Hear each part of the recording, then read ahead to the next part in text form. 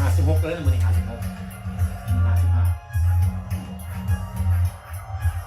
56ทำมาเรียนภาษาอังกฤษแบบง่ายๆอีกกับบาวลาว USA รักไมายากรต่อเอกที่เรา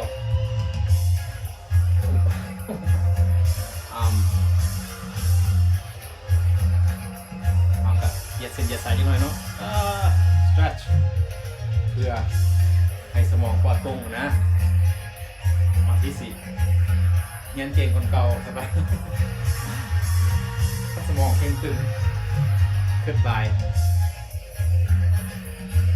แต่สิหาผมว่าเรียนใหม่ๆเมื่อไหร่เนาะโอ้ยเนาะโอ้ยเนาะกับโอ้ยเนาะโอ้ยเนาะภาษาอังกฤษคือว่าง่ายแค่เนาะบอกเขาเองว่าภาษาอังกฤษง่ายเนาะง่ายเรียนไปเจริญตัวน้อยคือเขาบอกมาบทเรียนที่ผ่านมาเนาะถ้าเราเริ่มจะเถื่อกับโง่จะเถื่อถ้าเริ่มเรียนกับมือหนึ่งกับมือหนึ่งกับที่สิได้บ่น้อยกับที่สิหลายเนาะการเรียนไปเนาะถ้าบุ้ยน่าเห็นบางที่ก็สิอาจได้ใช้บางที่ก็สิบ่ได้ใช้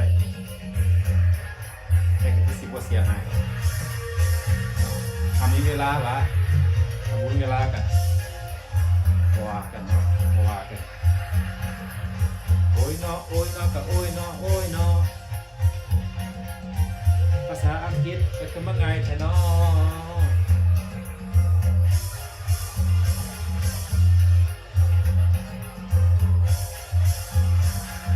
โอ้ยเนาะโอ้ยเนาะกับโอ้ยเนาะโอ้ยเนาะอ้อเหยียดเส้นเหยียดสายห้องพีแล้วบอกห้องแล้วกันเนาะห้องถ้าห้องแล้วจะสิถ่ายเก็บตัวนึงแล้วเนาะ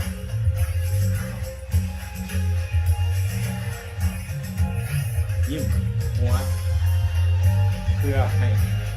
เอาความเกิดออกมานะมายิ้มได้เลยมายิ้มอะไรรู้สึกว่าตัวเองยิ้มเอาเบิร์ดพอดีเพลงสงสัยว่าไปหลายคนเอาแบบบทเสียเวลาเขาบทเรียนเลย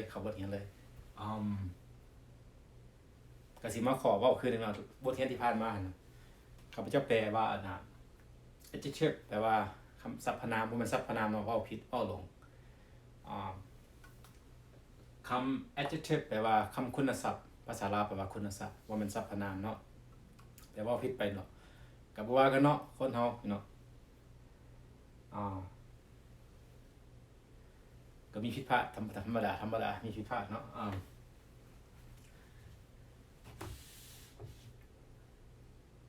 ก็ว่ากันเนาะเอามาขอบทเรียนเลยเนาะมาขอบทเรียนเลยมื้อนี้ก็สิว่าต่อบทเรียน56มาเรียน adverb กับ adjective ว่ามันต่างกันได้เนาะ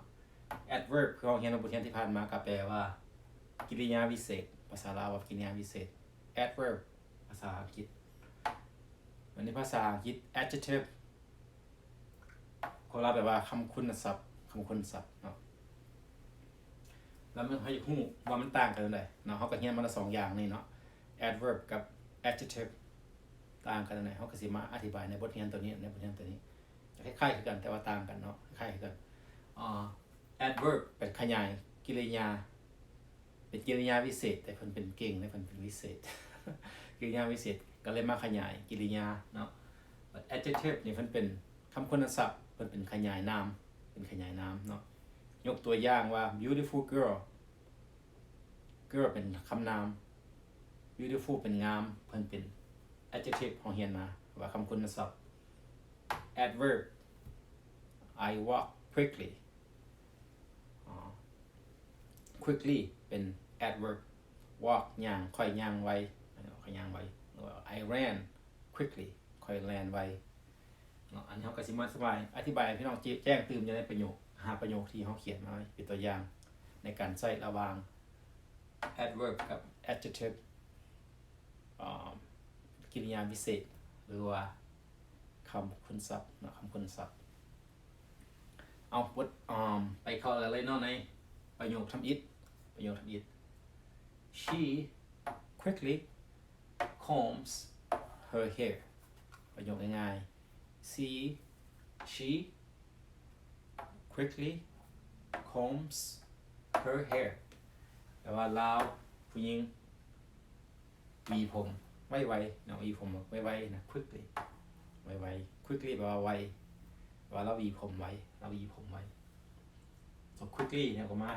ขยายคำว่า combs หรือว่าหวีผม combs her hair hair ว่าผม her ผมของเรา she quickly combs her hair แต่ว่าเราผู้หญิงหันหวีผมเราไวๆนะไวๆ quickly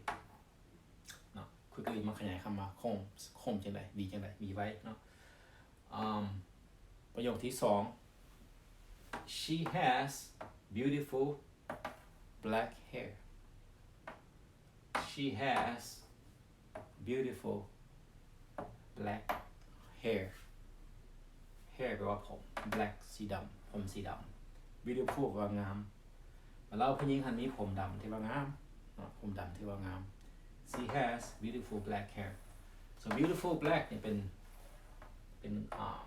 adjective สมกัน adjective เบอร์สองตัว adjective มาขยายคำว่าผมจังไหนผมสีดำผมสีดำที่ว่างามเนาะ so beautiful black hair เป็น adjective มาขยายคำ hair คำนาม hair ประโยคที่สาม they quickly ran to the car they quickly ran to the car car แปลว่ารถthey พวกเขาเจ้าเราพวกเขาเขาเจ้าเราพวกเขา quickly คือกัน quickly ไวran เขาเจ้าได้ ran ran อันนี้มาจากกริยา ran หรือว่า run ภาษาอังกฤษ run เป็น simple tense อันนี้ past ผ่านมาแล้วมา ran 242เนาะ ran they quickly ran to the car พวกเขาเจ้าเล่นไปหารถไวๆเนาะเขาเจ้าเล่นไปหารถไวๆหนึ่งคำเราเขาเจ้าเล่นไปหารถไวๆหนึ่ง quickly ว่าไวๆ ran แปลว่าเล่นนะคำเราว่าเล่นเนาะภาษาอังกฤษว่า ran ใกล้ๆกันเนาะค่ายเคียงกันจีง่ายแล้วตอนนี้ ran แปลว่าเล่นนะคำเราว่าเล่นพวกเขาเจ้าคนไทยว่าวิ่งวิ่งแปลว่าแลนคำลาวว่าแลนภาษาอังกฤษว่า ran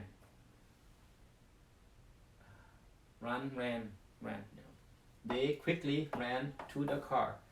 พวกเขาเจ้าแล่นไปหารถไวๆเนี่ยไวๆ so quickly มันก็มาขยายคำว่าแลนจังใดแลนไวๆคำลาว quickly แปลว่าไวๆภาษาอังกฤษเป็น adverb อยู่ในประโยคเป็น adverb มาขยายคำว่า land เนาะ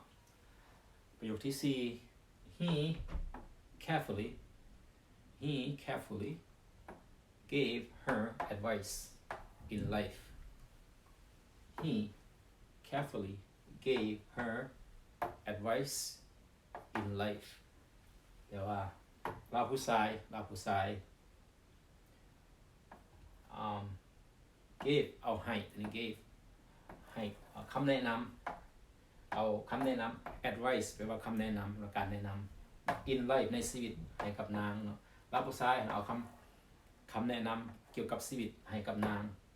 อย่างระมัดระวัง carefully แปลว่าระมัดระวังเนาะ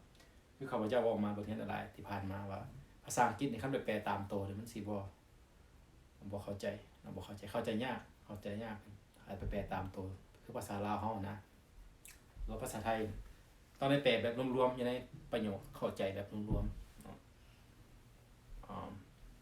คือตัวนี้ประโยคตัวนี้ยกตัวอย่างว่า he carefully gave her advice in life he รับผู้ชาย carefully อย่างระมัดระวังสิเขาไปบอกสิมันบอกเขามันก็บ่รู้เรื่องอย่างระมัดระวังจะบอกเรื่องอย่างแต่ถ้าแปลตามตัวว่า he gave เนี่ย he carefully gave her advice in life แปลว่าเรา give เอาได้เอาให้เรา he เราผู้ชายได้เอาคำแนะนำ advice ในชีวิต in life ให้เราผู้หญิงอย่างระมัดระวัง he carefully gave her advice in life ว่าเราผู้ชายได้เอาคำแนะนำให้ผู้หญิงนะเราผู้หญิงหันเกี่ยวกับชีวิตเนาะคำแนะนำเกี่ยวกับชีวิตให้เราอย่างระมัดระวัง carefully number 5 she thankfully accepted his advice with a smile smile ว่ายิ้มหัวยิ้มนะ smile เขาจะว่าหัวยิ้ม smile she thankfully accepted his advice with a smile แปลว่าเราผู้หญิงนะ thankfully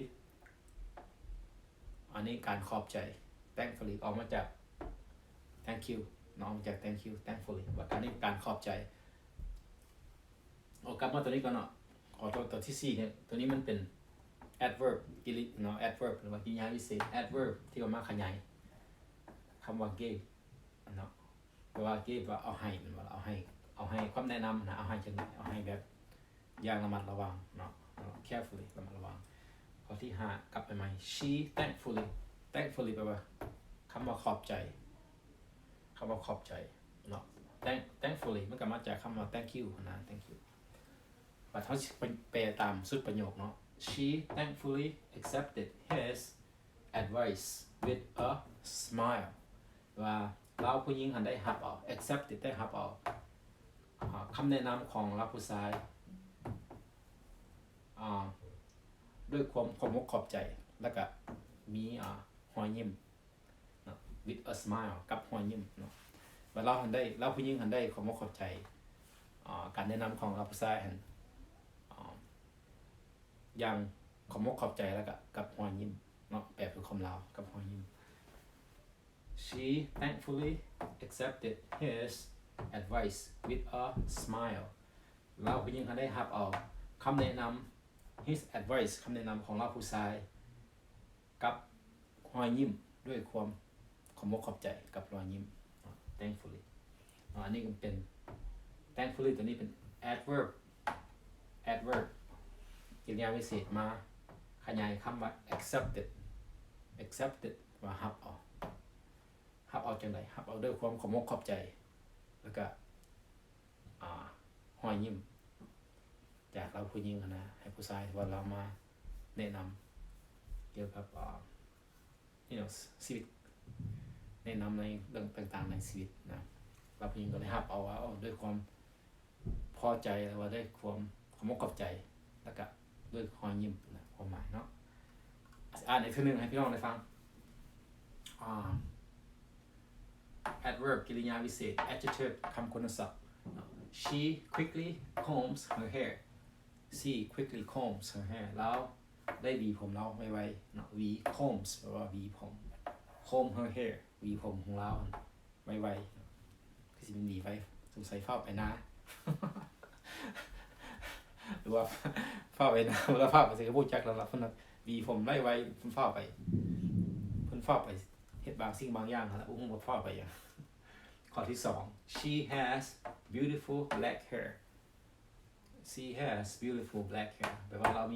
ผู้หญิงคนนี้ผมที่ว่างามผมดำ black ว่าดำ hair ผมสีดำที่ว่างามอันนี้เป็น adjective แต่ว่าคำคุณศัพท์ที่มันคล้ายคำว่า hair ว่าผมจังไรผมสีดำที่ว่างามเนาะ they quickly ran to the car พวกเขาเจ้าแล่นไปหารถไว้หนึ่งยามบ่ทันนะรถมันสิออกแล้วแล้วก็เขี่ยวแล่นนะเขาเจ้าก็เลยแล่นไว้เนาะ quickly ไว้ ran พวกเขาได้แล่นไปหารถไว้ยามบ่ทันรถ they quickly ran to the car ข้อที่4 he carefully gave her advice in life แล้วได้เอาคำแนะนำในชีวิตในเกี่ยวกับชีวิตให้เราผู้หญิงอย่างระมัดระวัง carefully อย่างระมัดระวังข้อ5 she thankfully accepted his advice with a smile ว่าเราผู้หญิงเขาได้รับเอาคำแนะนำของเราผู้ชาย กับรอยยิ้มแล้วก็ด้วยความขอบใจเนาะความขอบใจ thankfully เป็น adverb ที่มักขยายคำว่ารับเอาแนวใด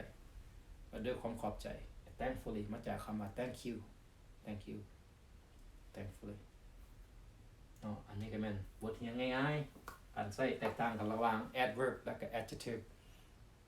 เนาะ adjective น้องก็ไปสังเกตเบิ่งเนาะการตอนอ่านภาษาอังกฤษนะตัวใดเป็น adverb ตัวนึงเป็น adjective เนาะก็สิพอฮู้แล้วที่ผ่านนี่เนาะพอฮู้แล้ว